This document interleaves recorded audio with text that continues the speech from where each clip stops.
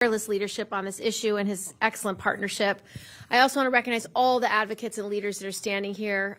First, foremost, John Feel for his undying commitment to our first responders and family members. Tom Hart, our president of Citizens for the Extension of the Zadroga and president of Local 9-4 International Union of Operating Engineers, Andrew Ansbro, the president of the Uniformed Firefighters Association, Mariama James, our 9/11 survivor, to speak on behalf of other survivors, Michael McGuire with the Laborers International Union of North America, and the other responders and advocates that stand with us today. So to those of you who are with us today, I want you to look at all these people behind me. They are our firefighters, our police officers, our emergency workers, our mothers, our fathers, ordinary Americans who have faced extraordinary hardship, who are just asking Congress to do their job. On 9/11, many of them raced up these towers when everyone else was running for safety and coming down. Others returned home covered in white soot. Toxins that were emitted when these towers fell. Still more breathed poisonous fumes at ground zero for weeks. They faced unspeakable horrors and suffering unimaginable torment because of these toxins and because of the unbelievable grave loss of life that day. Today, we are facing a Secretary, RFK Jr., who unfortunately is tormenting them once again. In his first full day in office, Secretary Kennedy fired 20% of the staff at the World Trade Center Health Program, which Congress created to provide basic health care to these 9/11 first responders and the survivors that lived at Ground Zero. Then he fired thousands of employees at the CDC and NIOSH, the agencies that make the work of the World Trade Center Health Program possible. They are the ones who do the administration. They are the ones who do the epidemiology. They are the ones who review patient files. They're the ones who make sure the health care that is needed is covered. Including in the people that are fired was John Howard and 16 members of the program staff.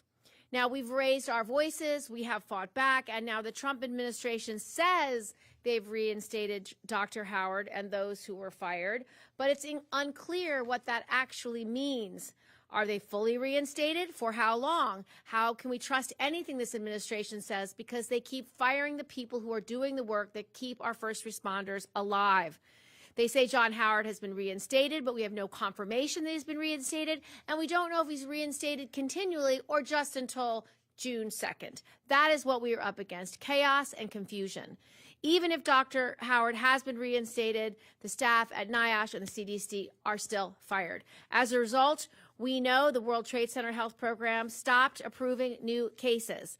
It stopped enrolling new patients, and it had to turn at least 3 sick patients away.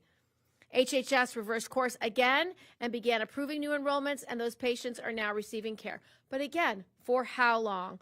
We actually asked those patients to join us today. Unfortunately, they were too sick to come. One has a life-threatening pancreatic cancer, and while he and the other 2 patients are now getting treatment, the truth is they shouldn't have been turned away in the first place.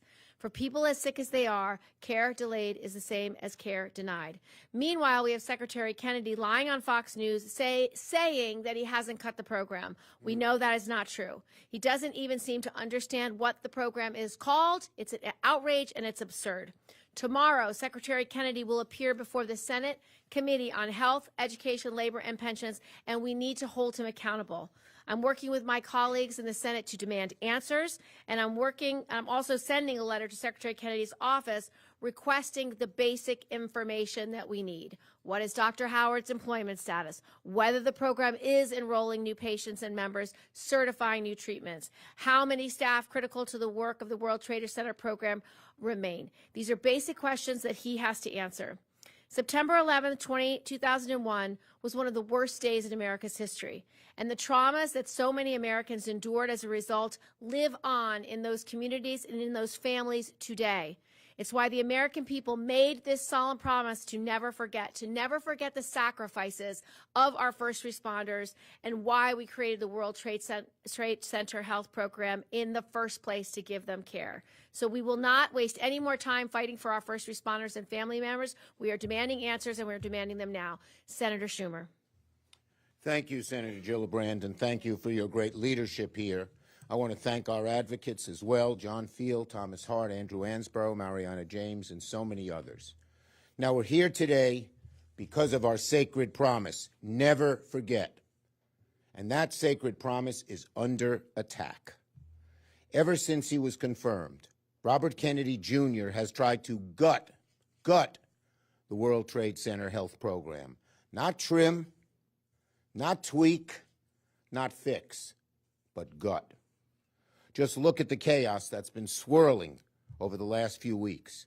Doctors and staff who manage and provide care to our sick 9/11 first responders fired, some rehired, others fired again. Total chaos. And this is the last place on earth where there should be chaos, because people are sick and people are dying and people need their health care. The firefighters and heroes who work the pile, helping rebuild after the darkest hours in America, are sick with cancer from the toxic air they breathe and other illnesses as well. Many are dying. Is this how you treat their health care? Up to 800 first responders, up to 800 have had their enrollments halted. As many as 1,200 written treatment approvals have been stopped. These are approvals that are needed, whether it's for a medicine or a treatment at a hospital, stopped. And people get sicker, and people are less likely to live when that happens. As Kirsten said, Dr. John Howard, the great director, was sent packing, then he was supposedly reinstated. For how long, nobody knows. He doesn't know. Now, this infuriates me. I met with Senator Kennedy before his confirmation. I asked him, would he protect the World Trade Center Hope program? Kennedy looked me in the eye and committed to protecting the World Trade Center health program. He lied. Kennedy lied. He has broken that commitment, and now he'll have to answer for it, because I know there will be questions asked of him at the committee tomorrow. Kennedy told me he had friends, acquaintances who died on 9/11. Well, has he forgotten them? What about those people? He looked me in the eye and said, I remember those people. Democrats are going to hold Senator Kennedy's feet to the fire. We're going to demand answers about his betrayal of 9/11 heroes. We'll demand answers about the cuts and the firing. We'll demand answers about the chaos, confusion, and uncertainty. No more broken promises. No more empty statements from Kennedy. We need the truth. We need the truth on what happened and what they're doing at the World Trade Center health program. We need them to firmly commit and publicly to never cut this program again, never cut it again, to never cut the health care or the workforce of this program again. My message to Secretary Kennedy and to President Trump is this: if you think you can quietly gut the World Trade Center health program without a fight, you are dead wrong. Senator Gillibrand and I, and all the advocates here today, will never let up. The health care of our 9/11 first responders is not government waste, Mr. Musk, Mr. Vote, Mr. Doge. It's sacred human life. Gutting the World Trade Center health program is not efficiency. What it is a different word: cruelty, meanness, anti-American. The World Trade Center health program, because of the people here, many of them, took years to build. It took the courage of many folks.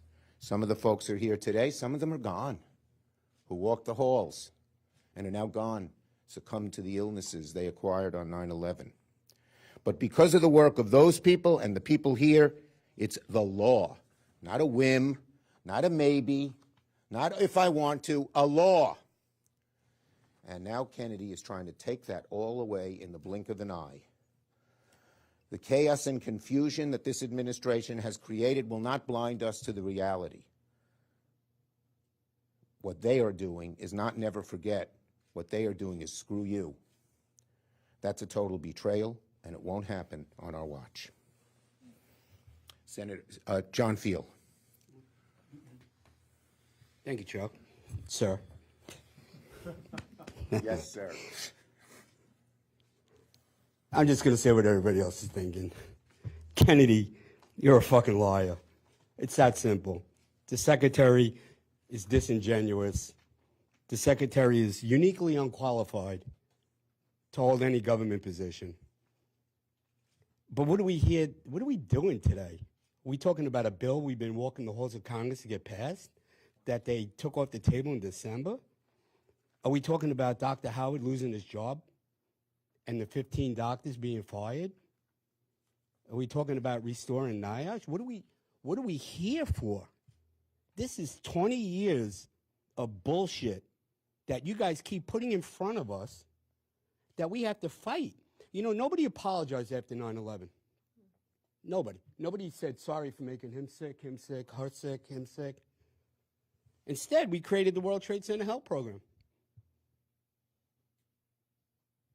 That was their apology. Create the World Trade Center Health Program, give them free care, health care, then make us walk the halls of Congress and get it extended to 2090. And then to gut it, you took your own apology away from us. Mm-hmm. So what are we talking about today? You know, if Dr. Howard was an illegal alien, we know his fucking status. Serious. What's Dr. Howard's status? What happens on June 3rd? See, when they gutted NIOSH and Dr. Howard got fired, a fragile fraternity of 140,000 people were up in arms. The healthcare stopped.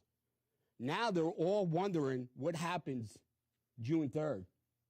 So we stand here today, we have to go back and worry about those 140,000 people who don't know their future. So what are we doing today? I mean, I want to talk about, we'll be back here next week having 30-plus meetings for H.R. 1410 and S-739. So is Kennedy going to come out and make a public announcement before tomorrow's hearing when he gets a new one ripped? Because Senator Kaine, Senator Kim, I want to thank them because I know they've been watching this. So is he going to come out and publicly say Dr. Howard is permanently reinstated? Are those doctors permanently reinstated? Those doctors that ensure the enrollment and the certification process rolls? Is Kennedy going to come out and say he's not going to mess with us anymore? Is Kennedy going to come out and say, you know what, I support H.R. 1410 and S-739? Is the administration going to support H.R. 1410? Because the administration can just say, hey, everybody in Congress, support H.R. 1410. You know what? There's a thing, that reconciliation that they're doing right now. They can slip us in there. We can all be gone, and John Field doesn't have to curse in front of everybody.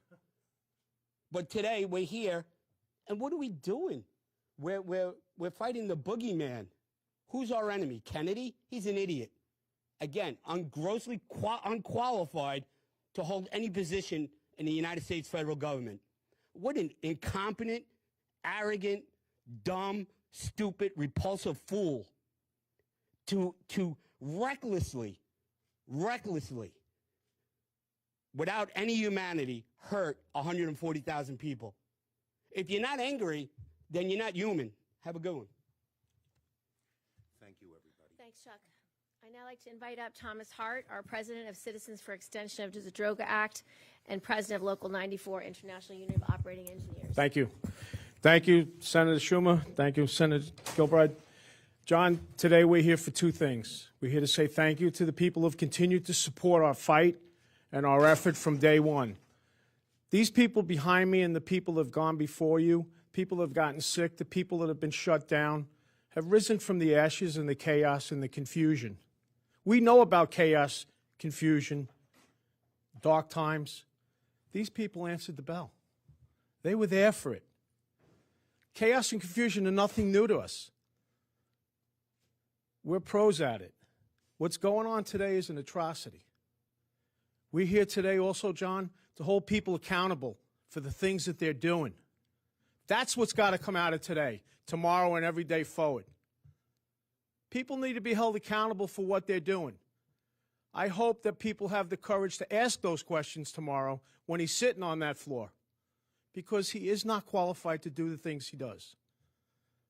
John Howard came into a time of chaos, confusion, and probably produced one of the most successful programs that this country has ever seen coming out of this Capitol building.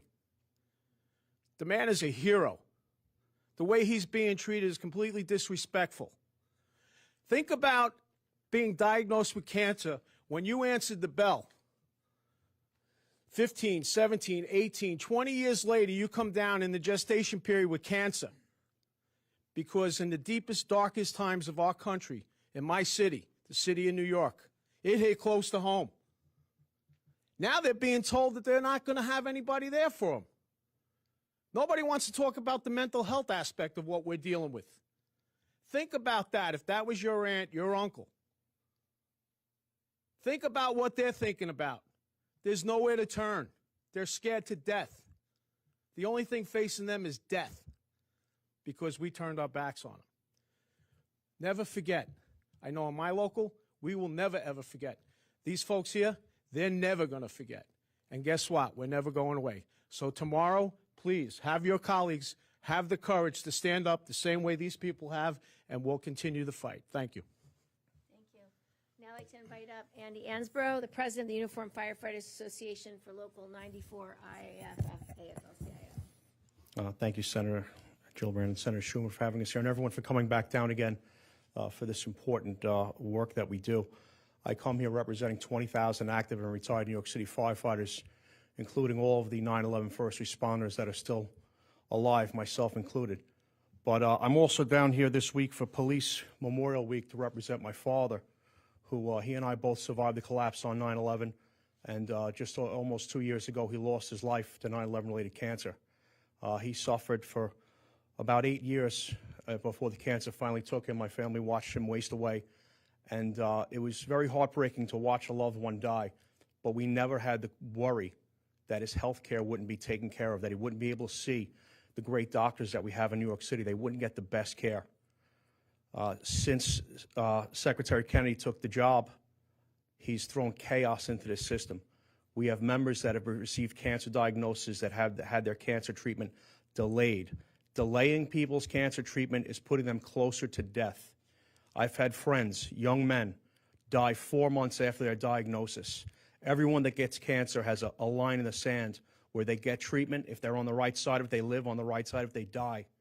Delaying it a day could be pushing someone over that line and killing them.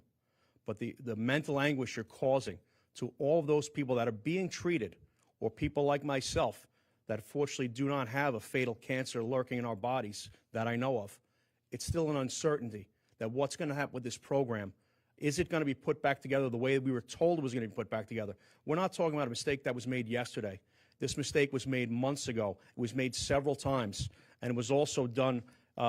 They did this program dirty when they took the funding piece out of the legislation at the end of December. That has never been restored. So for an administration and a president that ran on never forget and I'll always take care, you really hired a guy who can't get his shit together and take care of business and do what he was supposed to do. In his job, I would think he would have something along a Hippocratic oath, where at first, do no harm.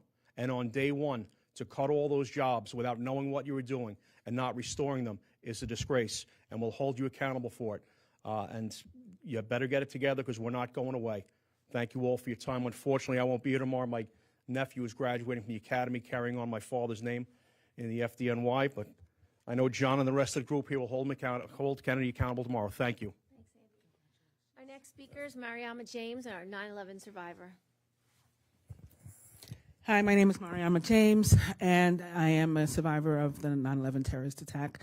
I live about 4 blocks east of where Tower 1 once stood, and I've been in this fight along with the responders since day one, coming here in 2009, getting the bill passed in 2010, coming back in 2015 to get the bill reauthorized in 2016, coming back in 2019, I think for, I don't even remember what now, and then again in 2023 to expand, and then several times in between. And this is all while none of us are in the health to really be doing this. In 2015, I got laid off from my job, and I made the choice not to look for another one. And I've been a perpetual volunteer since, because I was too ill to look for another job and be committed to going there every day and working. I lost both of my parents to 9/11 cancer. Innocent people just living and or working in the area. My father was babysitting for me, so he was at my home. My mother worked at Deutsche Bank, so even though she lived, not downtown, she lived in Harlem, she developed cancer from 9/11.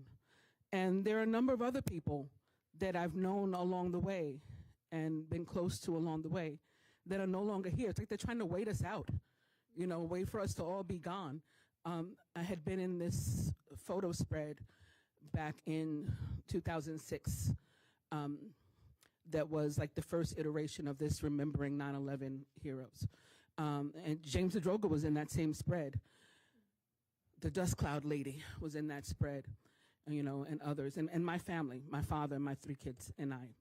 And everybody in the spread, but my children and I, including my own father, is gone now. But those of us that are still here, keep using the energy that we have, the will, the strength, to continue to fight, because people like my children and responders that were 18 on the day are now part of our youth cohort, and they're going to need the care also. But they don't remember the history. They don't have the institutional knowledge that the rest of us have developed. Some of them don't even know their own stories. They need their parents, but guess what? Their parents are dead. That's what happens in my neighborhood. There's nobody for them to ask. They don't have their school records. They don't have stuff they need to prove that they're due treatment. So we're helping them fight also to make sure that they can be included in the program, because it's important to get the care. My mother's not here because during the pandemic, she was stuck in a nursing home. So she could not get to the World Trade Center clinic. She could not get the care, the specialized care that she needed. By the time she did get out and get to go to a hospital, her cancer had come back. That's why she's gone. So I'm here with these brothers today to ask that the funding gap finally be once and for all resolved, restored, passed the bill, the Correction Act, and don't have us come here anymore. None of us want to come here anymore. Thank you. Thank you, Mariama. Our last speaker is Michael McGuire, the Laborers International Union of North America. Everybody shivers as I take a big wad of papers out, but they're just notes. So, I'm not going to rehash that day. I was in Manhattan that morning. Our office was on 18th Street, not too far north of the towers. And what I saw that morning was hundreds of thousands of people streaming north in Manhattan, going up the island, trying to get away from the hell that became Ground Zero. But what I also saw were tens of thousands of first responders, our firefighters, our police officers, our EMTs, our medical personnel heading downtown towards the danger. The other group I saw going downtown towards that danger was building trades. The building trades responded immediately. There's a famous story. There was a tower going up in the East 90s. And the guys who were up on the tower, they saw the first tower come down. And at that point, there was no broadcast. TV was out, radio was out, all the radio antennas were all shut down, everything else, so nobody knew what was going on. The men and women on that job site of the unionized building trades in New York City streamed off of that job, commandeered a New York City bus to take them down to Ground Zero so they could get working on the rescue and recovery as soon as possible. It was these sort of actions that were seen all over Manhattan that day, time and time again. They were under no obligation to go down there. They just knew that their skill sets were needed and they could help, so they went. My union was part of that, the Laborers International Union of North America. We had upwards of 4,000 members down on the pile and on the rescue and recovery effort during the whole process. Demolition experts from Local 79, environmental hazard remediation technicians, Local 78, a 3,000-member local. Almost every member of that local was down in the neighborhood trying to clear things up. But it wasn't just us. Literally every laborers local in the tri-state area had people there. Nobody called them. They just went. 100,000 tons of debris was removed in the first 2 weeks. Right? The pile continued to burn for 100 days. I don't know if people remember this. It was December 20th when the fires finally went out. The trades alongside of the uniforms, they worked tirelessly on the rescue and recovery and the subsequent cleanup of the pile. At the end of the day, the work was completed 3 months ahead of schedule and $750 million under budget.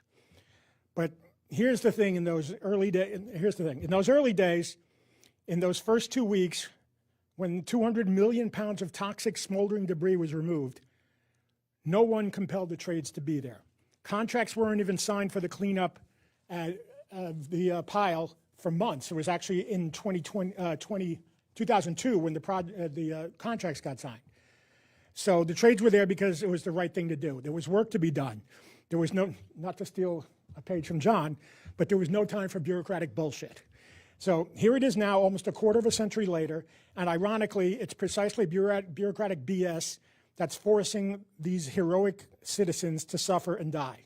Slashing and burning this vital program, not based on efficiency or facts or need, but rather on political posturing and crackpot conspiracy theories, is an absolute disgrace.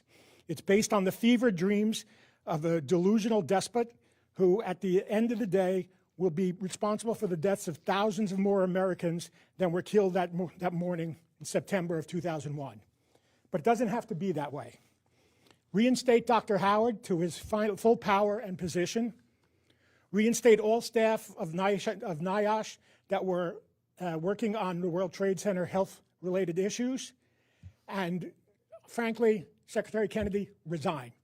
Reinstate the care standards and the ability to admit new patients to the program. We need that vitally. We're still getting 30 to 50 new referrals of new cancers every month at this point. If we do all those things as soon as possible, maybe the administration of this iteration of HHS will go down in history as saviors and not as the unnecessary cause of the deaths of more American citizens than any administration in history. Thank you. Thank you. We're happy to take some on-topic questions if you have any. Go ahead. Yes, I'd like to ask about Senator Kennedy's hearing tomorrow. You said you're going to be demanding some questions from him. What are some of those questions you will be asking him? If all the personnel are reinstated, if they're reinstated permanently, if Dr. Howard is reinstated permanently, and if he's going to support the full authorization of all the resources the 9/11 health bill needs until the end of the lives of every 9/11 first responder. We need to know where he stands. Like Senator Schumer, I had long conversations with him during his, before his confirmation, and he assured me he would support the program. So this is intolerable and unacceptable. Go ahead.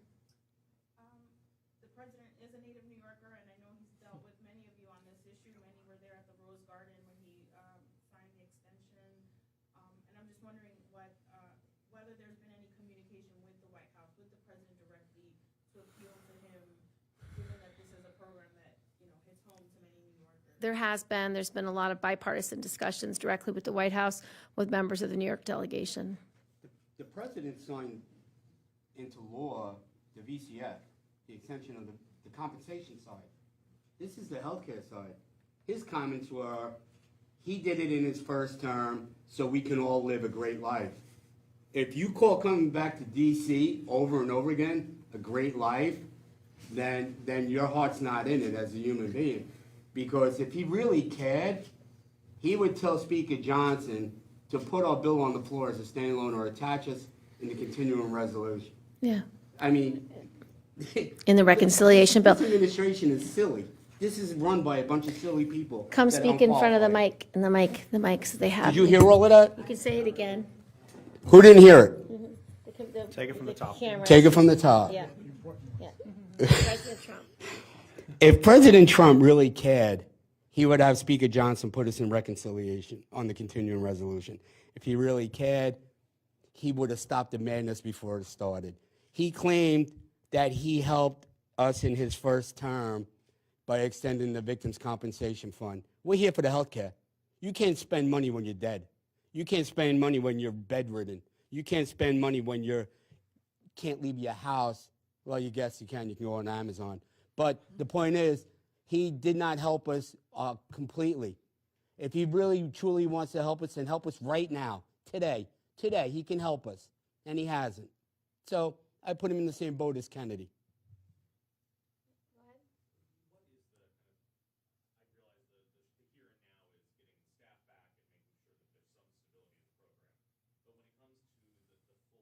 funding? Yeah, it's about a $3 billion shortfall. Yes, what, it didn't get into the CR in December because it was blown up. There was a push to try to do it in the CR from earlier this year that ultimately didn't happen. Where do talks stand on moving forward? We're trying to put it in any must-pass legislation. We would put it in the reconciliation. We'd put it in the next CR. We put it in any budget bill that is moving. And that's what we've consistently asked for the White House to do, as well as our Republican colleagues. Should have been in any bill at any time. We've been asking for bipartisan support for this forever. And so we just need them to do their part and Congress to do its job.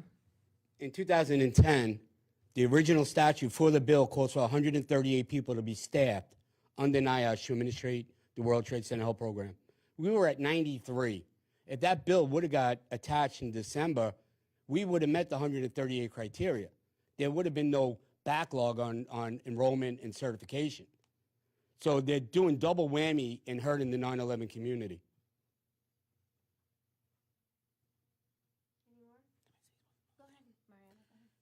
To the first gentleman that asked the question over here. Yes, to the right, sorry. One of the things that I would like for those who attend the hearing and the senator to ask is for the communication gap to be lifted. There's some sort of pause on communication. So those of us who are members of groups like the Survivor Steering Committee or the Responder Steering Committee, both of which are required under the bill to exist, we can't even communicate with NIOSH or members of the program or the CDC since this communication has been paused. And again, we're bodies that were created as part of the bill to make sure that it's being implemented properly. So that would be something that I would ask to change. Again, this is more far-reaching than anything. The agenda here is very clear. All right, I'm a labor representative. All right? Department of Labor has been torn apart. All right, the actions of our secretary in HHS, NIOSH, OSHA. OSHA was born before half of you people in this room. It's been shredded. It protects working men and women, whether you're union or non-union. It's been torn apart for no rhyme or reason. It's time to hold the administration accountable for every move. I spoke at a town hall meeting Thursday evening. I was excited because people are turning out. They're waking up. It didn't matter what their issue was. There were a lot of issues that went around that room. People are pissed off. It's time to hold people accountable. What questions? Any question that is related to any of the moves that they've made. All of them are knee-jerk reactions. Nothing has been thought out. Nothing. You have sick people. Sick people. When she says she can't get somebody on the phone or an email because they're not there. They've been taken away. The safety net. So just imagine, and I'm going to go back to the mental health issue again. Just imagine what that guy is thinking about sitting in his living room in his chair when he can't get up and he can't go get his treatment or he can't get his meds. He's going back to those dark times, the things that we saw, the things that we share as a community. The law enforcement folks, they're trained to a certain degree. The building trades guys, that's not shit that we're supposed to see. And we don't know how to function with it. But we carry it every day. And now we're being told no. We're being told no. Think about that. If you have a family or a relative, it hits close to home. So please, hold everybody accountable. What was your question? Well, I was just going to ask, I imagine several of you will be at the hearings tomorrow. We'll be there. Thank you all. Thank you for coming.